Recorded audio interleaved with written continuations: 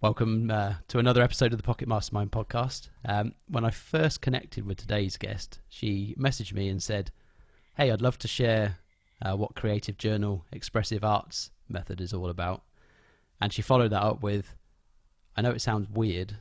And I said, "It does, but I'm intrigued." So I'm really interested to learn more about what this is, and hopefully everyone else can gain something from this too. So, ST Rappaport, welcome to the Pocket Mastermind podcast. Hey, thank you so much for having me. I'm so excited to be here. Yeah, I'm really looking forward to this understanding. Like you said, it sounds weird because, as you explained it to me, it's about using the non-dominant hand to access emotions through art and journaling. And I'm all about trying to find out new, interesting ways of doing various things, right, in life. And so this came completely left field. Never heard of it before. It's going to be a new experience for me. But before we talk about that specifically, let's get a bit of background on you, what you've been doing. How did you come across this in the first place? So, I've always been into photography my whole life, and as I was doing it, I realized my favorite part was the emotions and seeing the way people connect. So that led me to doing relationship photography, where I take pictures of people in their ultimate state of love and connection, and just the place they always want to be in. And then they would choose their favorite picture, hang it up on the wall like a vision board. So they could set their mind in that way or always go back to it. They get into a fight, but they still know where they're headed to. And it's all great and amazing, but it's very limited. Like it sets your brain, but then what happens when you have a challenge? So I was like looking for something else. I didn't want to go back to school. I just wanted to see what else could I do to help the people I was working with. And then this literally walked in and came to me. There was this lady who needed a place to stay for the weekend, and she was by me, and she does creative journal expressive arts. I was talking to her, I was like, okay, so this sounds really interesting. I write with my non-dominant hand and I get the answer that I need. So like I'm in a challenge and I'm not sure what to do. All of a sudden here I get the answer. It was way too cool for me. I was like, I need to go I and can't find write. this I out. can't write my name with my non-dominant hand. Never mind Oh journal. yeah. Especially like I was like so not into journaling, like it was not my thing. I was like, but if I could get the answer that I want, I need to try this. So I went some sessions to her. I was like, I'm not even doing this over Zoom. I'm going in person. She lived 2 hours away. I drive 2 hours each direction to like really get the full thing out of it. And literally from the first session that I was there, I saw how much it gave me and what I understood about myself and what I learned just in that first hour that I was like hooked. That's it. So after a few more sessions, I went to get trained, and now I mix the photography together with this, and we have a lot of fun. How do you mix the photography with it? So part of what we do is we do like collages and vision boards, Hmm. like not even separately, not knowing that I did the vision boards not from this, from like separate things. So and then we would journal about it. So now what I do is we journal first before the photo shoots, then we take the pictures and we journal about the pictures instead of actually making collages. Nice. So Yeah. how the hell does it work? Why does it work for a start? Okay, so you know there's two sides of the brain, the right Mhm. hemisphere and the left hemisphere, and each side is in charge of the opposite side of the body. Now, the left side of the brain is also in charge of logic stuff like math, reading, writing. And the right side of the brain is in charge of all the creative stuff, art, music, drama, and it's also in charge of emotions. So when you write with your non-dominant hand, you are getting direct access to your emotions. Anytime you do something creative, you're on your emotion side of your brain, also to your emotions. So the more creative stuff you do, especially with your non-dominant hand, you're getting those answers that are there, that emotions that are there without having the logic reasoning that we put, like excuses or even real reasons that we have that are there, but they're stopping us from getting what we really want. It's like I said, I can't even write my name. I'd struggle with my initials with my non-dominant hand. So how how are you supposed to journal with it? Yeah, so it's really weird and it's really hard in the beginning, but the point isn't that it should look nice or that it should be beautiful. The point is the process, what you get out of it. Like if you wrote something with your non-dominant hand, that you really liked, you'll probably want to rewrite it with your dominant hand so that you remember. You can read Because it. if I go back, I can't read them at all. Yeah, but like even to start with, just scribbling. Let's say you're really angry or frustrated. Most people, what they do is either they yell and scream or they lock their emotions up. Now, both of those are not good because your emotions are energy that need to be released, right? And if they just lock up, eventually they're going to explode. Mhm. But you don't want to harm other people in the process. So by scribbling with your non-dominant hand, you're getting your emotions straight out onto the paper, and that's it. Afterwards, you feel much calmer and you could actually process it. As long as you don't get frustrated in the fact that your non-dominant hand doesn't work properly. Yeah, so you have to come with that mindset of realizing it's just a piece of paper. It's going to the garbage afterwards. It doesn't make a difference. I'm just scribbling now, not for the scribble, but for my emotions, right? So you're not doing it because it's a piece of art that you're hanging on the wall. So who cares what it looks like? It could be art. Who knows these days? So Yeah, right? exactly. Yeah. Call it art. It's art. Throw a banana peel and that's modern art. So Exactly. Are there kind of things to focus on then when you start to do this? Is it free flow, or how does it work in terms of the process?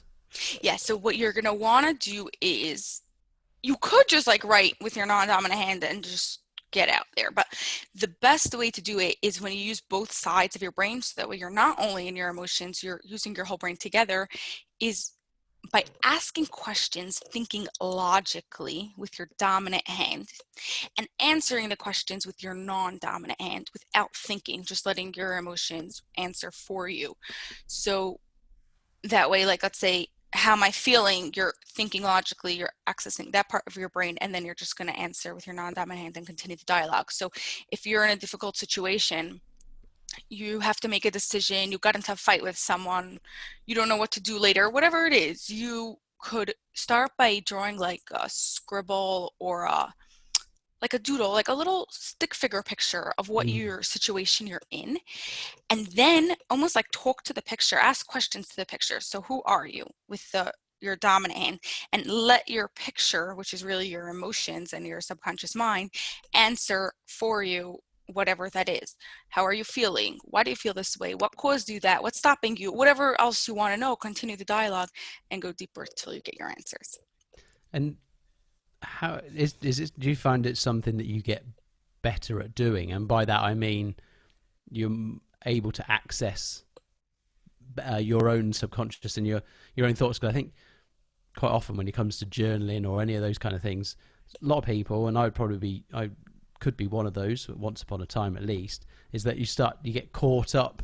You kind of, I don't know, it's like an invisible barrier when you're trying to write from yourself and answer those questions. And is that something you found that you started to get a better flow at doing, accessing those thoughts and emotions? Yeah, sure thing. It's like a process and it's a very real process. So especially in the beginning, you might start doing it and not get any answers. They'll be like, I don't know, or like one word answers, and you're not getting anything. And that's because it's so real, it's not going to give answers that you it doesn't feel you're ready for. Hmm. So like if you meet a new person, you don't go and share them everything on the first day. Same thing, your body is not going to give you answers to those things right away. So over time, as you go deeper, you'll get more answers, you'll get more comfortable doing it. Like you said, it will just be easier for you. But one suggestion just to make it easier is if, let's say, you write the question and you can't get your answer out, like just nothing's coming, it would be really good to repeat the question with your non-dominant hand by answering it. Like, let's say your question was, how do you feel? So start answering, I feel whatever it is, so that way your mind starts thinking in that direction and you're already using that That mind. makes sense. Are there some kind of good questions to be asking yourself? Like obviously, you've given an example there of how do I feel. What other kind of things should we ask ourselves? Yeah, so there's four basic ones that is like if you're ever stuck, to start with these four and then just take the dialogue however you want. First would be like after you draw the pictures, who are you? Like get your mind focused on the picture of the situation that you're in. How do you feel? Why do you feel this way? Is a very important one. And then what can I do to help you? That gets you past that blockage of maybe you need to get out of this relationship, maybe you need to go to sleep. Whatever it is, it moves you forward and actually gives you the answers you're looking for. Nice. How have you used it in your own life? What differences have you found that you could share as an example to anyone who's interested in this? Yeah, so literally now anytime I have a challenge, like a challenge doesn't even have to be something big, like something small, I'm not sure what to do, frustrated about something. The first thing I think of is like my journal. I'm going to do that and I'm going to do journal or some sort of art. Like we do also like painting with your non-dominant hand is really good to let out emotion, or clay, because clay you could like bang the clay and nothing happens to the clay. So that's really good. Also emotion let out. So that's first of all, like I don't feel frustrated, angry, and now what I'm stuck because now I know where I'm headed to and now I get my answers. I've been doing it for long enough that like you said, like I'm my body trusts the process, so it gives me the answers. Although in the beginning I hated it. I'm just saying, why even though did I why saw what it gave me, I hated it. why was that? Because you're using your non-dominant hand and my muscle would hurt from like I never used it. I was like such a righty, like I never ever used my left hand ever. And I hated writing just like in all aspects. Like I hated writing in school. I hated like journaling, all those people that keep diaries and stuff. It wasn't for me. I did like art. I studied art a bit, but like I don't know. I just didn't like it. But I saw what it gave me. Like it was too bad. It was like in my face. I was getting those answers. I'm like, do I want to be stupid and just like heap that wall up, or do I want to go and do it? So now I love it because I love what I get from it. So it's really cool. How often do you do it? Do you do it proactively as well, or is it just a reactionary type thing? Yeah. So I try to journal every morning. Hmm. I can't say I do it every single, but majority of the time. And then for sure during the day, whenever something happens, like I would also go to it.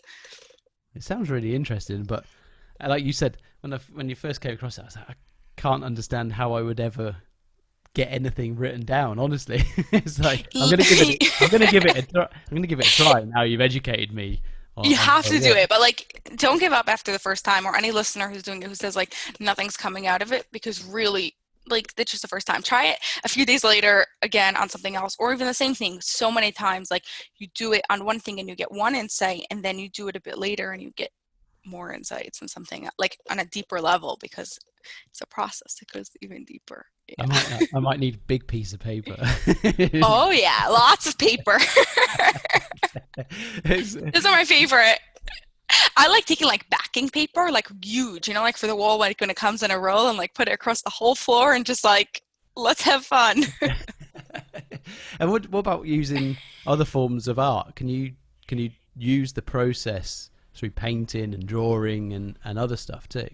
Yeah, so when we like paint and draw, we don't especially write because it's much more difficult, but to express yourself, or if like you're having creative's block of something, either you're a writer or you're a party planner or whatever you're doing, and you need to think of something and you're like, okay, I'm stuck, I have no clue, nothing what to do. Literally take your paintbrush or your marker or whatever it is and move it to your other hand and just scribble or write words, just make a mess. And that is your creative brain. You're gonna be creating new neural connections. Your mind is going to have to think in new ways in order for you to get that out, and will give you new ideas. So that's like first of all with everything, just to paint or stuff. But another great thing, like I mentioned earlier, is to do a lot of collaging, like for the future.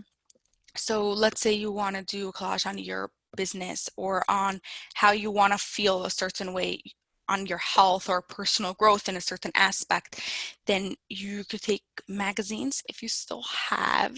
It's really hard to get across these days, or just pictures from online and create a vision board of what you want it to look like. And even if you're not sure why a picture's there, like why you pull it, sometimes like you're flipping through a magazine and there's this picture that's pulling you, put it on anyways. Afterwards, when you finish your collage, you're going to journal and ask the questions, like I said earlier, or whatever other questions you want to the pictures, which is really your subconscious, and you'll get the answer to why you put it on there. It might be like from something completely left field that you never thought of, and like, hey, that's cool. Now I know that's my answer that's stopping me, or now I know what I really want.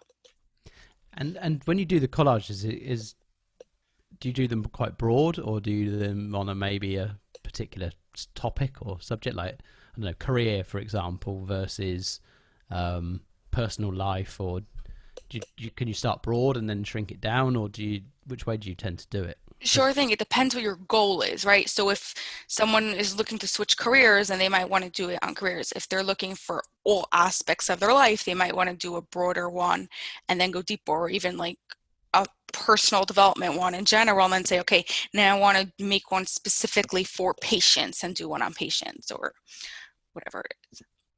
Hang it up in a place where you see it often. Get stuck about something. Okay, like I found this career, I'm going to my interview tomorrow and I'm not sure what to do. Many times it's really good to go back to your collage because it's there, and journal with a specific picture.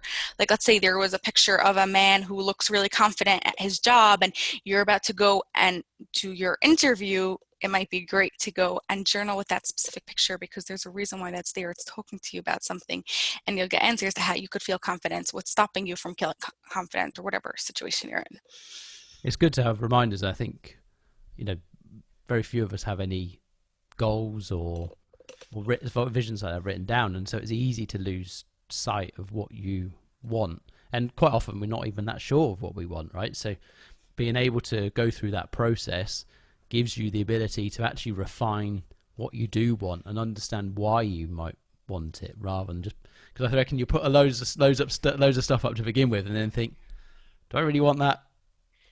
Yeah, exactly. You got it right on. And even more than just thinking, you could journal about it and figure out why you want that, why you don't want that, right? Like maybe there's a specific part of that job that you want, but you could get it in a million other jobs. So that job's not a good paying job. Maybe you could get that somewhere. Like whatever it is, you could figure it out. So yeah, Yeah, and exactly. even do you want a job, or is that the thing that you're going to fulfill you? And as I can see the benefit, I've done something similar not that long ago, actually, just by chance, of trying to articulate what I want my life to look like, right? Because I think where a lot of us get stuck is people say, "Oh, write your goals down," and we go, "Well, I don't know how to. I don't know how to write goals," and it's a bit like starting at the wrong place. And I say, like, try and visualize what you want your life to look like, and using images that already exist is probably one of the better ways of doing that, because a lot of people, I can't visualize. I can't visualize. Well, someone it's photographs. They've already done it for you. So Yeah, exactly. That's why I love the photography part, because people say who have their relationships are always horrible, but like you just put them on that 1 second that it was perfect. That's it. They have that picture. No more excuses. evidence that it's possible. how long? Oh yeah. How long have you been doing the photography? Did you say? Photography I've been doing since I was a little kid. But relationships for like about 4 years by now. Yeah. How did you How did you migrate into doing the relationships? So like I said, I always did photography, Yeah. and I love the emotions. I love the people. I love the connection. When you're with a little kid, they're really cute and they're a lot of fun. But for my own personal, like I connected with older people much better, just who I am. And I love to see how people connect. Like I love observing people and watching how they work, how they connect, People what watching is a ticks them. great spot. Literally, it's horrible. My favorite place is the I airport. love it. you know? You can Yeah. make up little stories for everybody. Why they're loving their trip, they're hating it, they can't wait to get home, they're Yeah. like not managing anymore, whatever it is. So when it's a couple, it's a committed relationship, it's a marriage, then there's like that ultimate connection, or either why they're connecting or not why they're connecting. So I found that extremely interesting, and I was like, okay, other people, bye, no, I'm not doing you anymore. I don't hear what you say, but I'm sticking to this. I- how does a session like that work? I'm really intrigued as to, are you directing them? Are they directing you? So if we do journaling before, now I Hmm. strongly recommend at least like a bit before, then they could visualize, like they could journal a bit what they want, and be more specific and like prepare themselves mentally and emotionally for it.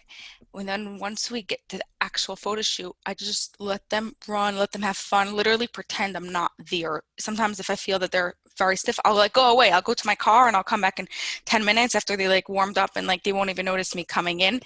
And if I see they need like a bit more just things, sometimes like I'll say like stand a bit straighter or something. But other than that, it's like literally real the way it is, just having fun. And yeah, it's so genuine, like emotions.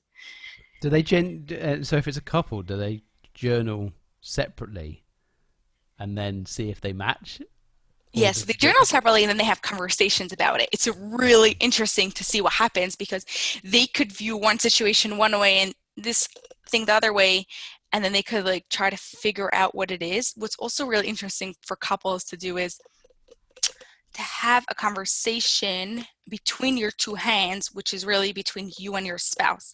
So you'll be thinking logically with your dominant hand, and you don't know what your partner is going to answer. So you're just going to write with your non-dominant hand because then you don't have to think and you could have that conversation. So if, let's say, you want to have a really difficult conversation about something and you think you'll just blow up and it won't go anywhere, it's perfect. Like you say what you want to say and it's just a paper. They're not going to say anything, and you write answer with your non-dominant hand and you could get their answer, and then you could get much further in the conversation without hard feelings. You could ask questions of understanding. So why do you want that? What triggered you? What could I do differently? And really get those answers and have them also ask you questions and go both ways sort of thing. So that's also really interesting. And then afterwards you have the conversation in real life and see what matches, what was different, how you approach the conversation differently because of it.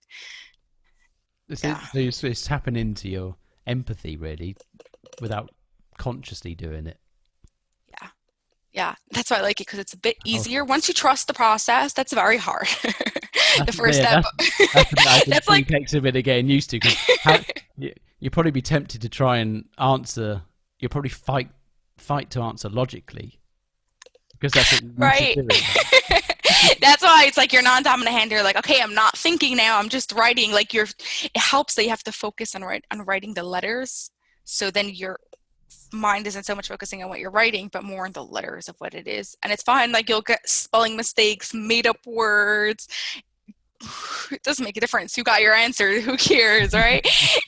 Um, yeah. So yeah, it's I really like, interesting. and I also like what you said a little bit earlier about, thing, if you're a writer or doing something else creative and utilizing it to kind of get through a block. Is there any, obviously, if you're battling with a kind of a feeling or something, like you said, I don't know, why do I feel like this, and that kind of stuff. If you're trying to solve a creative problem like that, are there kind of questions you could ask yourself, or is there an approach that works quite well for getting through like writer's block, for example? Yeah. So first thing you'll want to do is get into the creative brain. So do something creative. Do painting, do drawing, do something with your non-dominant hand because that accesses your creative brain. And then afterwards, you might want to journal about what is stopping me from creative block. Because sometimes, let's say, an author will be scared that their book won't be liked or whatever, so that is stopping them from journaling. So questions like, what is stopping me, or how can I be successful in this, or what can I do to feel good about it, will help you get those answers and realize why you have that creative block. That makes sense. I know a lot of things that hold people back in a creative process is they realize what they're doing, it probably isn't their best work, and then they try and stop. But the problem is that still needs to come out somewhere to release the block. And so it's like songwriters. I think Ed Sheeran talked about how many thousands, tens of thousands of songs he's written, and obviously most of us have only ever heard 50 or 60 or something, right? And he realized that he had to just, everything that came, he had to write it and write that song and get it out. Otherwise you just get stuck, because whatever that is still tries to rear itself. So I can see why this would be a good way of getting that out in another format potentially. Yeah, yeah, for sure. And it's also like realizing sometimes you are doing great work, but you think it's not, but the rest of the world does. Like, how many times do you start something and say, hey, never mind, it's not good, and you like throw it out, right? So like understanding why. Like, do you need other people's validations? Is there something from when there was a kid that like your mom always told you that you didn't do good work, or recovering from something in the past? It could be it was just like once a kid in third grade told you, hey, your drawing's ugly or whatever, and ever since then, like, you don't want to draw, right? Like, little kids all think they're artists until they get to like what, 5 or 6, and when they start talking to each other and commenting, and then that's it. Like, there's only 3 kids that are artists anymore. Yeah, the creativity we Yeah. kind of gets squashed out of us through the education. I tell you, I can't tell you how many times in conversations like this the education system comes up over and over again. When are we going to do I could something like about it? bash it from today till tomorrow. Yeah, I left school early. I actually came to England. I studied in England for 2 years. Oh, did you? Where did you come Yeah. to? I came to Manchester, studied in Manchester College. Nice. Yeah, because like I finished school at 16, and because you guys finish at 16, Yeah. then I was able to like go there, work. Like, I literally, like, I just took my GD, like the test from the government. My class had 2 more years of school today. I was like, I have my diploma with a stamp from the government. That's it. I don't blame you. I just it doesn't fit a lot of people, right? The system doesn't fit most of us. So particularly if you're feeling creative, then where do you get that outlet? It's just not designed for it. Yeah, yeah. Or if there is something like this, like, okay, so how could I could paint, but then like I can't make money, or everyone has their own way of thinking of it, or no one's gonna like it, or I can't do it, I'm too busy, I have my job and my family to take care of, I don't have time to like let out things. So all that you could journal about and figure out those answers and see what's really stopping you. So yeah. And how have you found creating your own career in a creative space? What's it been like? Yeah, because I think a lot So of people a lot of people who are creative think, "Wow, but I can never make a living doing that stuff. I can never," and it gets put off and put off and put off. But I speak to quite a few people who do various creative things as a career. So it's evidence that you can do it. So I'd be interested to get what your experience has been like. yeah, so my actual experience has been a bit different because I don't consider myself like an artist. Like, I'm not trying to sell my music or my piece of paintings or stuff like that. I more work with the creative process. So people associate me more as a coach or as in areas of that. So it's slightly easier for me than it But comes. that's what I'm really interested in, right? Because it's kind of like using a skill or a passion slightly outside the box. Because I think, if people are into photography, they might think, well, who's going to buy my pictures? Well, you don't necessarily have to go straight, well, I'm going to take a picture of a tree and try and sell the picture of the tree, right? You can use the skill that you've got in taking great pictures for something else like you're doing. Oh yeah, yeah. So it's been a process. It really is. Like, have you asked me 5 years ago about this, I would have like never said that I'm doing this. Um, but I knew I was going to start with photography. I also had the advantage that I started earlier, right? So I've been getting paid for photography for quite some time before, when it wasn't like especially a need for money, or like, okay, I'm now in career. Um, and then, but I knew that I wanted to do something else with it. So I worked in it. I like practiced tons, did tons of it, but I made sure to keep my eyes open for something else that's possible. So how else could I do it? What could I do? Like, before I did relationship photography, I did lifestyle photography, going to people's houses and taking pictures of they live in their everyday lives, literally like jumping on the beds, having like fights at dinner, whatever it was.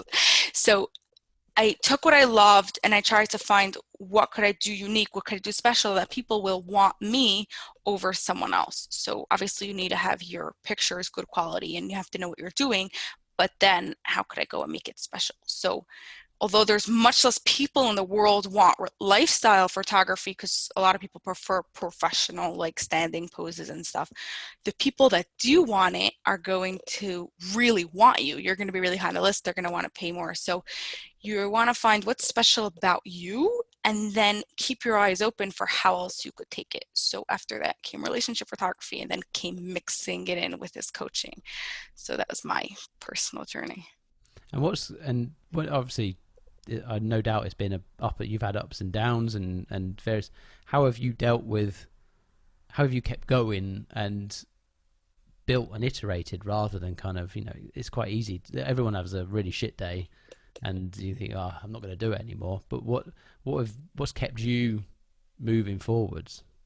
So it's really been my vision. Like even before CJA, right? I was into vision boards and stuff. Like I always knew what I wanted. I'm very visual also. Like I talk to people, I'm talking to you, like I'm picturing in my mind all those other times I did relationship photo shoots and what I went speaking to college, what happened, like whatever, all the questions you're asking me, I visualize it. So I'm doing my work, even if today's a bad day or things are not going well at the moment. I'm like, okay, so where am I headed to? What do I want? Like you said, you want to start with your end and knowing where you're going to and then create those goals. So that was based on that. And I also love what I do. So even if there's parts that I don't like I don't like editing pictures, but I love taking pictures. I love photography. I love connecting with people. So if there's one part that I don't like, then it's not this thing. I'm focusing on the bigger thing of where I'm going to. That makes sense. And do you then? How often do you reassess where you're heading? Do you have like a? Is it just when you feel like it, or do you a couple of times a year? Do you think, is this sort of still what I want to be doing, and redo your vision boards? Yeah, so I don't have like set times. Usually when I create, like I have like my vision like for like 20, 30 years, and then there's my smaller ones, right, for the next few months or what I'm doing now. So usually as I'm getting close to the end of achieving that goal or that date that I set for myself, then I'll reevaluate it then. That makes sense. And do you set like mini goals? How do you sort your week out? Do you plan your week, or I'm always intrigued in how different people do Yeah, it. so I very much plan, I first of all, every Friday, today's Friday, I plan my week for the next week. That's And very efficient. I like every that. night, yeah, and every night I plan my day for the next day. So I wake up in the morning, I'm not like wondering what I'm doing, especially I don't have like a boss on top of me. My best thing ever, right? I always said I'm not having a boss and kept to it. Thank God I didn't have to do anything You else just got to be about your that. own boss, though. Literally.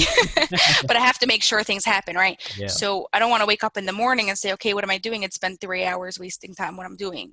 So the night before I go through my schedule, what I have booked, what I want to do with like on myself to move things. And I also, have you ever heard of Tony Robbins' rapid planning method? yes, I have actually, and I haven't actually started to use it, but recently I came across it, and I'm going to give it a go. So I love it. I can't say like I follow it to the T at all Talk us because through I'm it. not doing things on scale as Tony, No. but the general mindset of first deciding what, again, that's what it goes with. It decides what your goals are, like where you're headed to, and then based on that planning what you're going to do.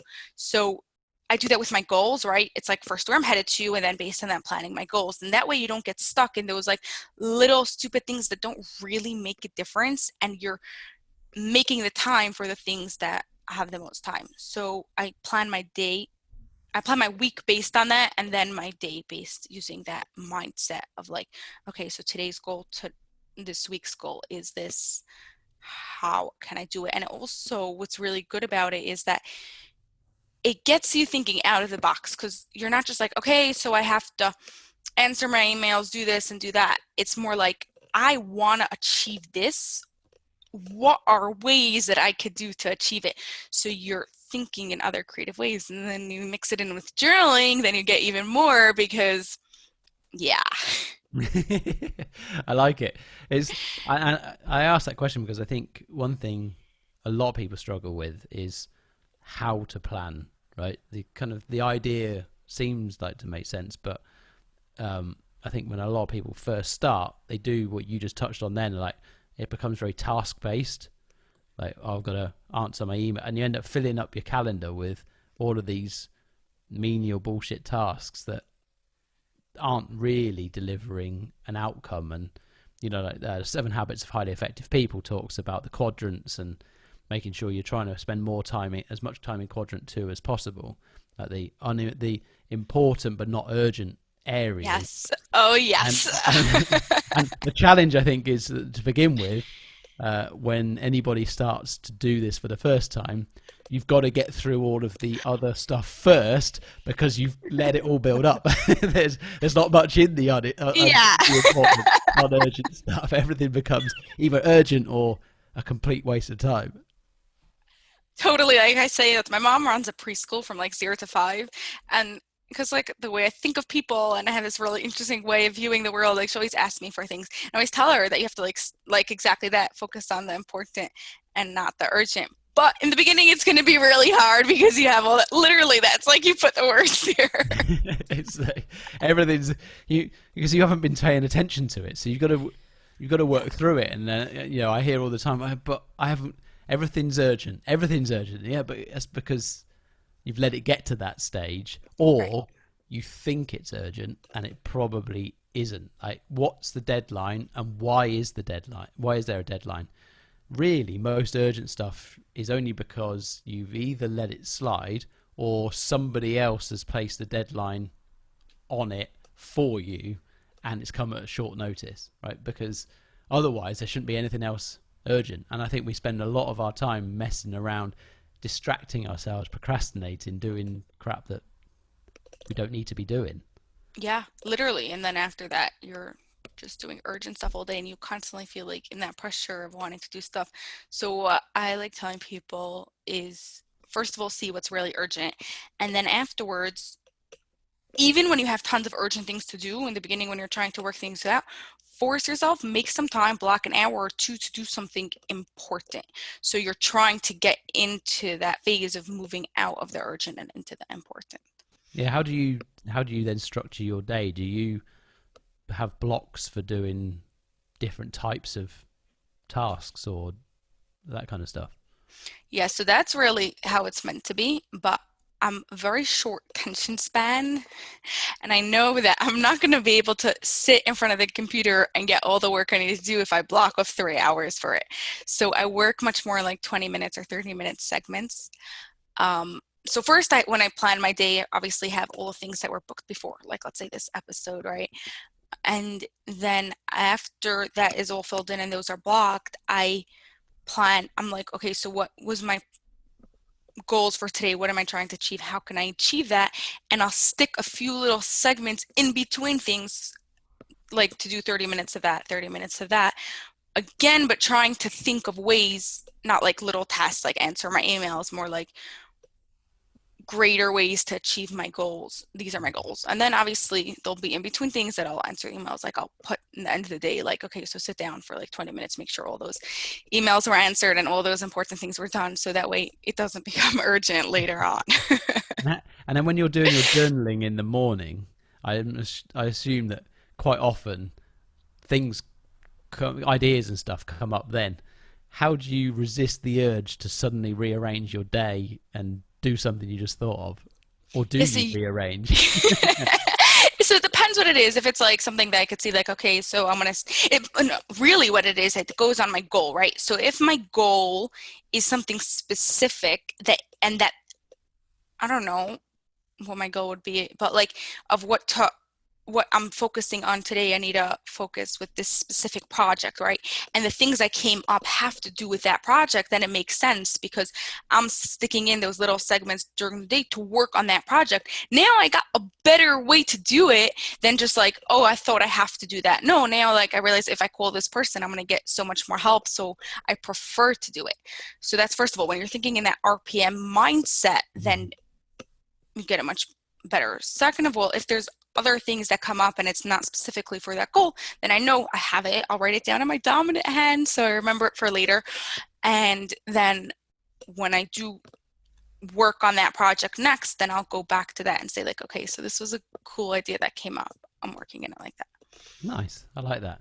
Um, Before we let everyone know where they can find out more about you, I have some questions that I want to run through. I've the last, I don't know how long, started to do this with everybody because it's quite fascinating to get an insight into how different people different recommendations and different habits and routines and stuff. So the first one is, and you've already touched on this, so I know part of it. Do you have a morning routine? And if so, what Yes. does it look like? Okay.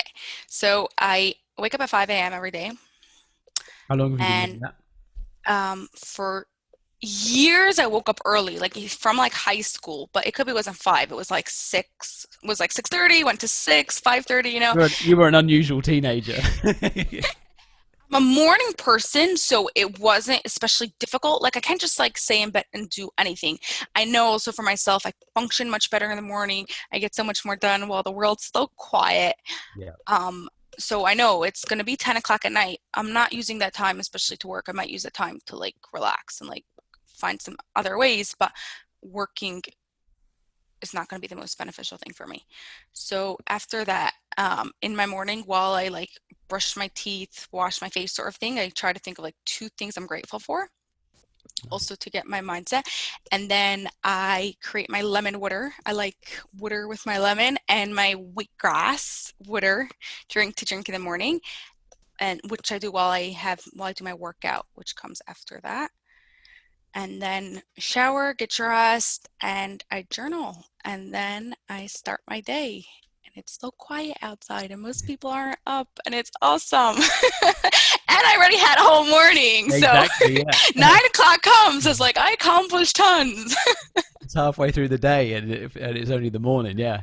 It makes Oh, such a yeah. difference. I think a lot of people were quite used to not getting up so early. Like the evening has become the valuable time, but we don't do anything in the evening. We just end up sitting on the sofa watching Netflix or something else. And so I'd rather go to bed, to be Yeah. honest, you know. And for some reason, I don't know what it is, the weather always seems to be better at 5 o'clock in the morning than it is at 7 or 8. Like I don't know why, it just I don't seems to know. In be more England, it's sunny. never good weather. We tend to Came have, back from that place appreciating sun to a whole new level. you should go to Manchester. That, Yeah, Manchester. Yeah. that's great. It does rain. I'll get shot for saying that. Um, I like the lemon water. That's another Tony Robbins trick. Oh, yeah. And the wheatgrass. Yeah.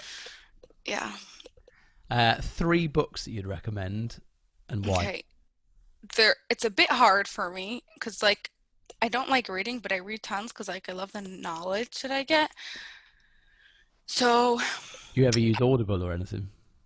sometimes, um, but not so much. Like I usually use my time that I could listen for podcasts. I'm quite podcast fan. It's like easier for me to connect with it. I Hmm. also skim a lot, so when I read by myself, I could get through much faster. It's That makes not really good. I did it as a kid, like just like not being able to read sort of thing, but now it's became really beneficial. It's called speed reading now. Spelling bot and my grammar. Don't ask me to write you anything. That's Okay, so Microsoft and Grammarly's job. They could fix right, all yeah. of Okay, they're quite famous books, but I still think they're great. First of all, I would say 12 Rules for Life by Jordan Peterson. Nice. I haven't read that yet. It's an amazing, amazing book. I read the book before I heard anything about like Jordan Peterson, like as soon as I read his book, I was like crazy over it.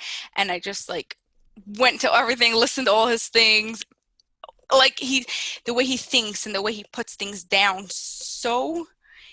they're so simple and easy to read, but they have so much depth. Like you could literally read it on any level that you're at and like read it a little bit later and you'll learn a whole new perspective on it. So that's the first one. The second one I would say is actually someone that I interviewed on my podcast. He has an amazing book. It's called Think Like a Mind Reader by Jonathan Pritchard. Um, yeah, he was a mind reader, I guess, where he would like show people how things, and he just explained, and he shows you how you could run your life and be successful in your life in the way that you want. So that's a great one. And then another classic is The Success Principles by Jack Canfield. It's quite a big book and there's a lot of information in there, but if you go through it slowly and actually implement the things that are in there, it will change your life. So, yeah. That's the important part, isn't it? It's always hard. You end up reading cover to cover, and then you're going to go back and you've got another pile of the book list is growing. The book list, right? Yeah, so his book is like really easy. It's 64 success principles. I think that's the number. So you like say, okay, so this week I'm doing one and I'm just going to try this one thing. Like very big into making things like manageable for you, right? You don't have to like accomplish everything and do everything. Then you're not going to do anything, right? You're just reading the book. It doesn't help to read the book if nothing happens from it. So you say, okay, so you're reading one chapter. It's a few pages, implementing what it says. See if it helps you. Like move on. Nice. I saw that come up somewhere else recently, so I'm going to add that to my list. It's the point of me asking this. My book list just keeps on growing. Kind of linked to this, I suppose. 3 people that you follow or listen to that you'd recommend me or anybody else check out. Okay. First of all, is Jack Canfield. I think he's underrated and he doesn't run a podcast, especially put himself out there as much, but he has a ton of very valuable information, and he's very down to earth. He doesn't think of himself as like this major, like, oh my goodness, you can't talk to me. Goes to you go to one of his seminars and like you can't touch him, sort of thing. The guy's like a millionaire, did crazy things, but thinks of himself. He's like very humble. Mm-hmm. So I really enjoy like relating to him. That's first of all. Second of all, I'm quite a fan of Russell Brunson of ClickFunnels. Mm-hmm. Slightly different tone, more business and stuff, but he does, even through the business, the way he connects with people, the way you could learn a lot about yourself. He is also into personal development. So mix it all together. Great guy.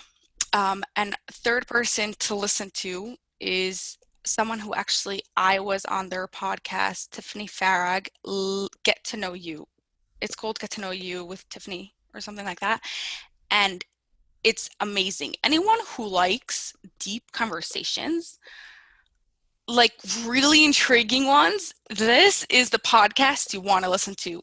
And she does it in a really incredible, interesting way. The way she has is every week there's a question and her and her guests discuss the question. And then the next week, she has a random person listen to the episode and they rediscuss the episode based on questions that the audience submitted and comments people think. So going even deeper with it.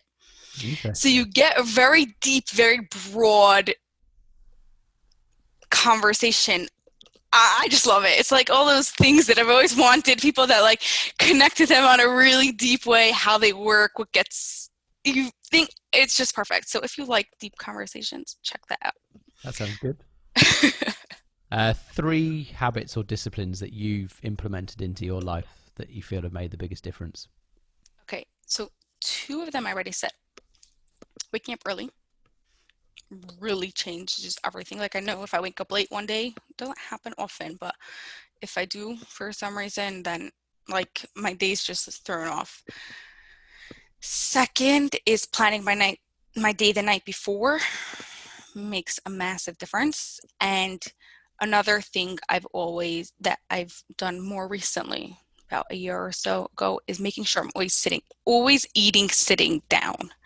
Not like just like running, things flying while I'm driving somewhere. Sitting down, focusing on what I'm doing next. Eat when you eat. I think yeah. The Zen Buddhist would say, isn't it? Eat when you eat. Oh yeah. Eat when you sleep. I think so. I can't remember. I saw this quote saying, I eat when I eat and sleep when I sleep, and someone said, "Well, doesn't everyone do that?" And no is the answer. You tend to be thinking about all sorts of other things when you're trying to do one thing or the other, or eating on the move. So yeah, try and sit down and eat. I've tried to implement that as well. 3 tools or systems, apps, services, whatever, that you use all the time and can live without.